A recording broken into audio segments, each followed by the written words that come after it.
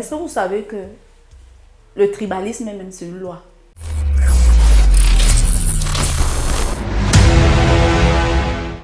Bonjour mentor et bienvenue dans les minutes du leadership. Bonjour Madame Gislaine. Mentor, j'ai vu une scène aujourd'hui, j'étais juste choquée. J'ai accompagné une amie, moi je vous dis que j'accompagne, alors que c'est moi qui accompagne une amie. Alors on est arrivé, c'était un séminaire. Mais c'était un séminaire où à la fin on remettait, donc chacun devait, ils avaient fait tout, bon moi j'étais pas là pendant que ça s'est passé, mais c'était comme, j'ai envie de dire un séminaire, mais j'ai aussi envie de dire, c'était une école de formation et c'était la fin. C'est même mieux dit comme ça. C'était une école de formation et c'était la fin. Alors on primait les gens, on faisait ceci, cela. Et il y a un prof donc, lui il a décidé de faire maintenant sa version pratique ce jour-là, devant tout le monde. Il disait qu'il va travailler, il veut travailler le stress, comment les gens gèrent le stress, comment les gens gèrent la prise de parole devant les gens. Il arrive, il note, il dit, et il y a une nom là qui vient. Il dit, ouf, tu n'as même pas besoin de parler. 15 suivants, tu es trop belle. Il écrit, il est sérieux. Une autre, elle parle 4, ça ne donne pas. D'abord, même dès que tu as ouvert ta bouche, non, elle n'a pas. Et il était en train d'expliquer que c'est la vie qui l'apprend, hein, que c'est comme ça qu'on notait. Ça va vous choquer, mais vous dites ce qui est. Il continuait. Mais moi, j'étais choquée à un moment. J'ai dit, est-ce que ça, c'est pas... on n'est pas en train de valoriser le mérite là-bas. Il dit que c'est la vie. Comment quelqu'un me dit que tu es trop belle, l'autre, ta bouche est pleine, genre quand tu veux parler, tu prends du temps et puis c'est lourd, 4. Est-ce que c'est comme ça qu'on fait? Pourtant, les gens, il y avait des gens peut-être... Il y a des gens qui ont peur de s'exprimer en public. Par exemple, bête, hein, mais qui connaissent énormément.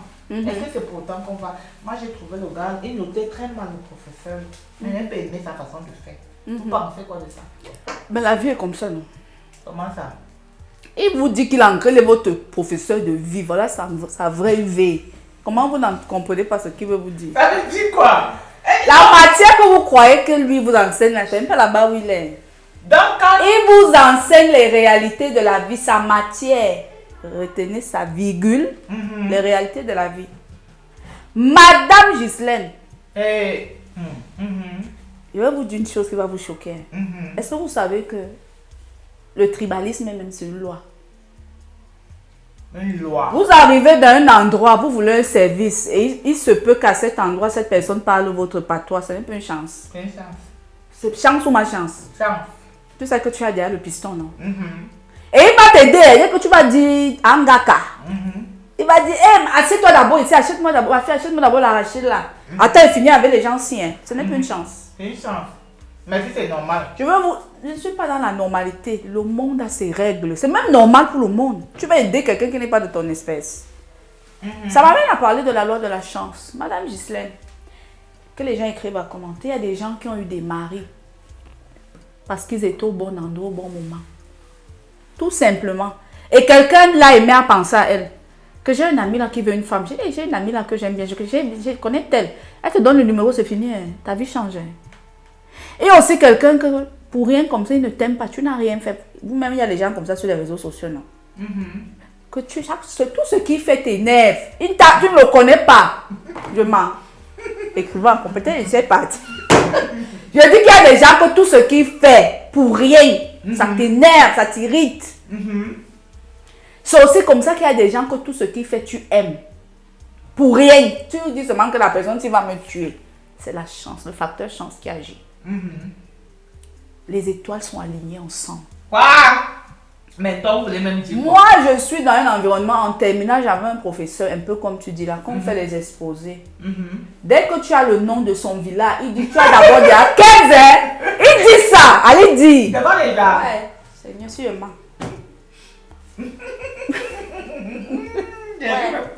Dès que tu sors d'un nom que je te donne 5, hein. Ouais. Je vous parle des réalités du pays. Je vous parle des réalités de l'Afrique. Je vous parle des réalités du monde. Allez dans les services, c'est comme ça.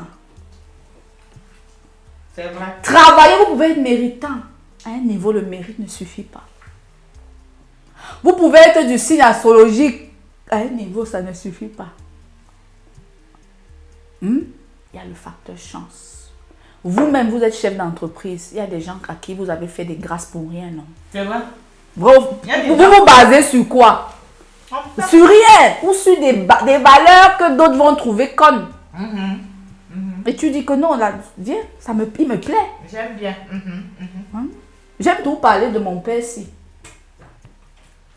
Il n'était pas pressenti. Hein. Même la mère. C'est-à-dire le père Aïdjo. On ne le voyait même pas. Mais sa tête lui a plu. Les gens, même quand ils disaient que c'est lui, on lui demandait que tu as mal dormi, tu es fou. Explique-nous. Il n'arrivait pas à expliquer, mais il disait que c'est le petit gars dessus, dessus. C'est un chanceux.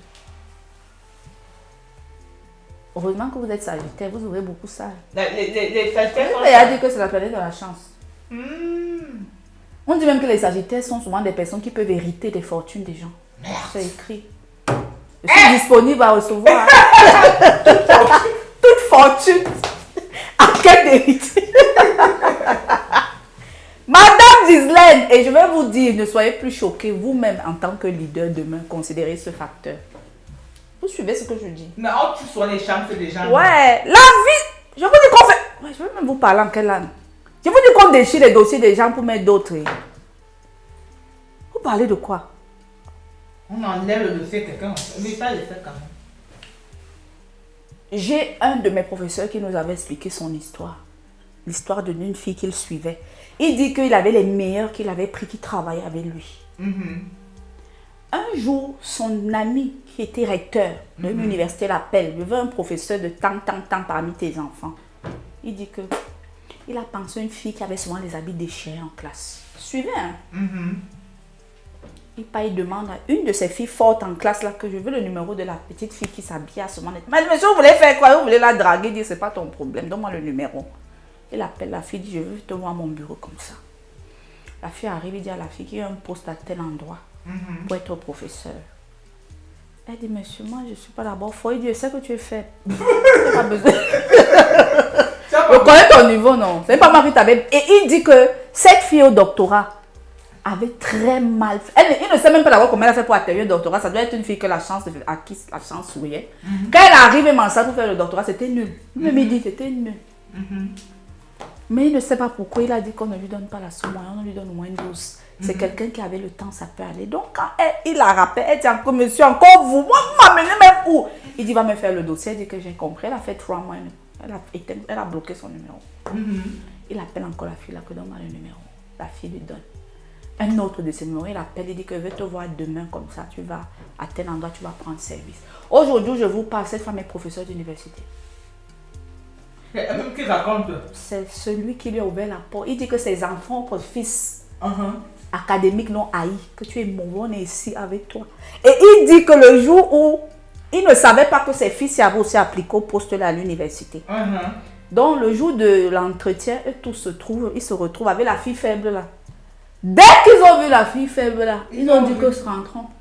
Elle a passé. Ils n'ont plus composé. Ouais, ils ont dit qu'elle est pistolée par notre père, rentrons. Et c'était ça. Pourquoi il a fait ça? Il va te dire, je ne sais pas. Mon cœur, c'est comme si je devais rendre, je devais aider la femme-ci.